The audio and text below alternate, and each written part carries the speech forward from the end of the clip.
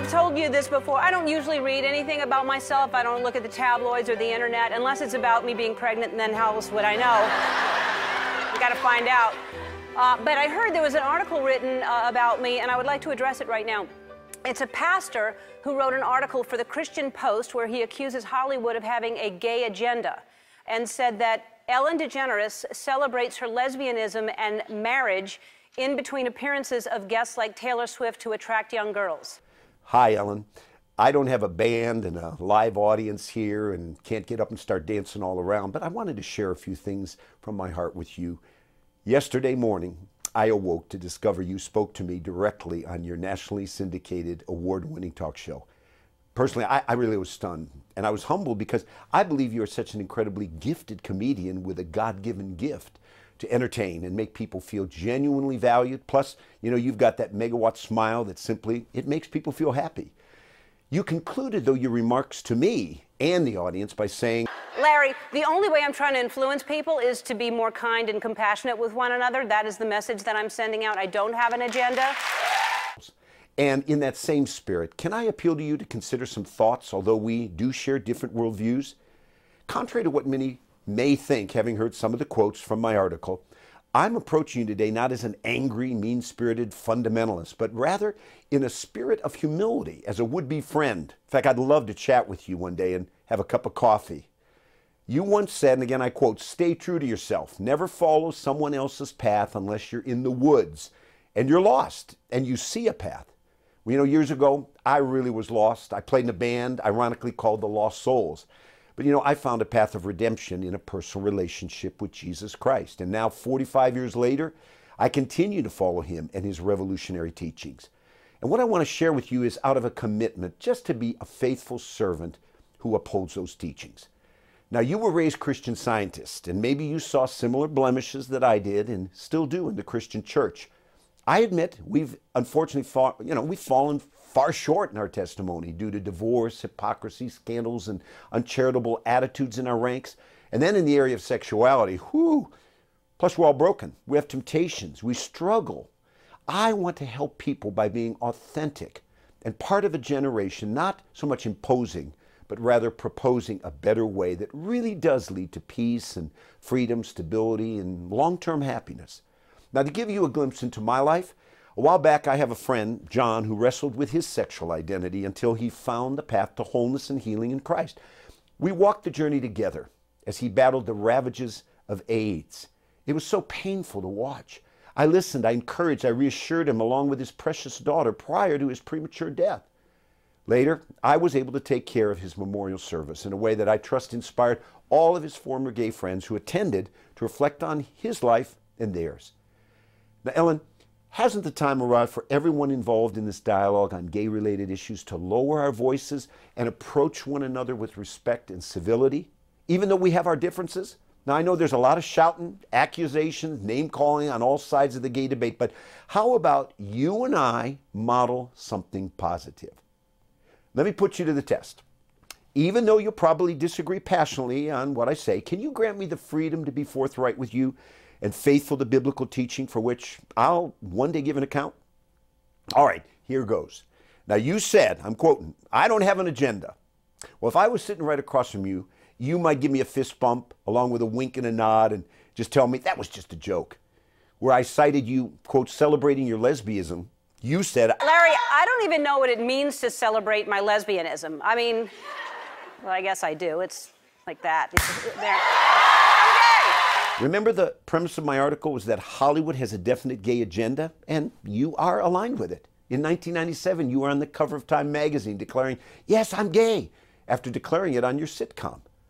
You're an outspoken representative for the Human Rights Campaign Coming Out Project and a member of the advocacy group FLAG, Parents, Families, and Friends of Lesbians and Gays.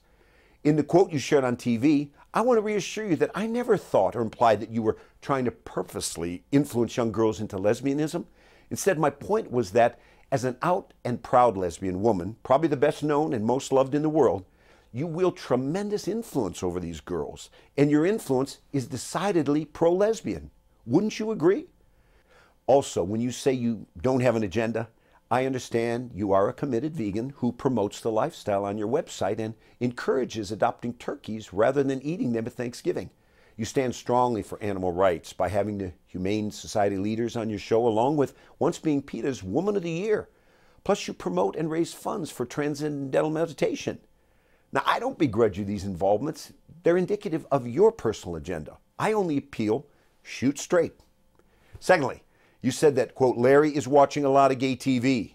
So in the article, the pastor criticizes a lot of TV shows for promoting gay agendas. He says that Glee has over 5 characters. Modern Family had a gay wedding.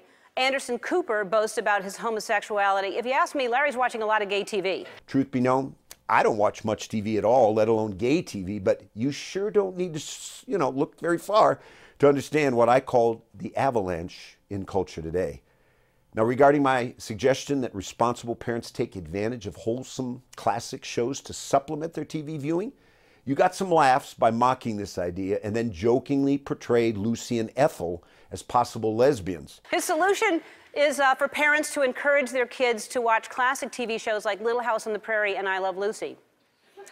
It's not like I Love Lucy is a great example for kids. She's shoving all that chocolate in her mouth. That's not good for kids. And then I did some research. If you don't think Lucy and Ethel had something going on, explain this picture right here. What's going on? Well, without children, you may not understand the awesome responsibility it is to really shape impressionable and vulnerable children. I've done it with children and grandchildren. Plus, I've been helping parents for over 42 years with this very challenging task. Now, you once said, and I quote, "I don't need a baby growing inside me for 9 months. If I'm going to feel nauseous and achy when I wake up, I want to achieve that state the old-fashioned way, getting drunk the night before."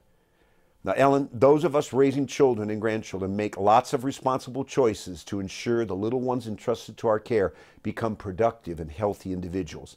And in that spirit of kindness and compassion that you advocate, I just ask, give us some space here. Finally, and this is probably going to be the biggest test with what I share, you obviously disagreed with the fact that I referred to, I put in quotes, marriage, your marriage, in quotation marks. First of all, I'm not married. I'm married. That's all.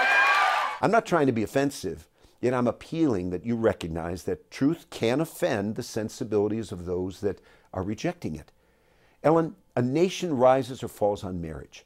If we dismantle this pillar of society as it has existed for over 5,000 years of Western civilization, and we redefine it to accommodate other arrangements such as yours, or people advocating for polyamorous or polygamous or other configurations, what's going to be the consequences for this sacred institution and the future of our nation? The true Christian church has to stand as a sign of contradiction amid ever-changing cultural trends. With kindness and courage, we have to remain faithful to the truth, whether it's popular or not.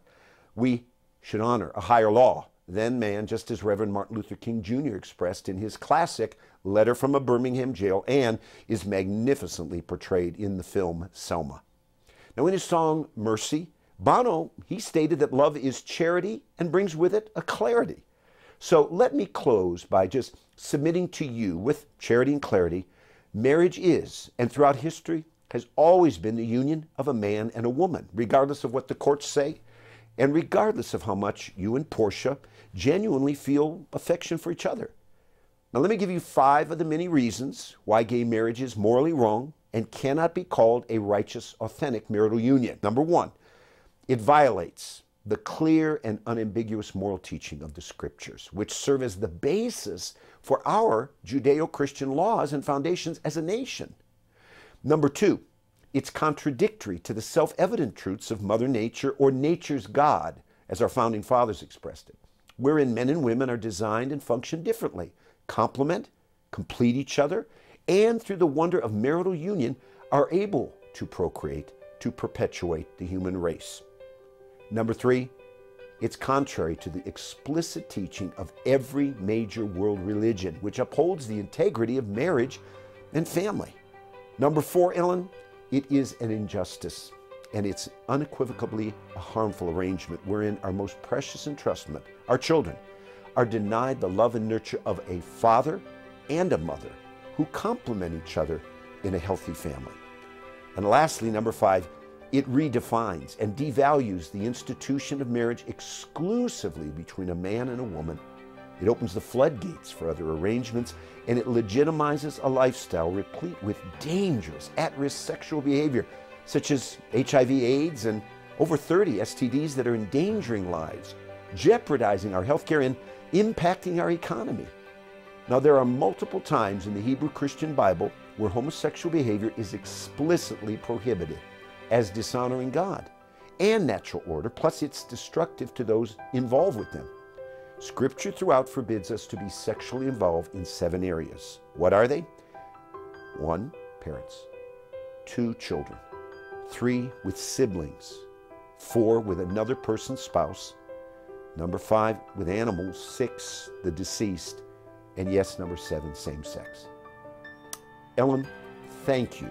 I mean this sincerely, for opening this door of communication. And if you would allow me the opportunity to continue this dialogue, this conversation with you, and I hope you feel my spirit coming through, I'd love to give you a Bible. And then you start to explore a little bit. I think you'll find some revolutionary truth that I trust will enhance your life and enable you to better fulfill your destiny.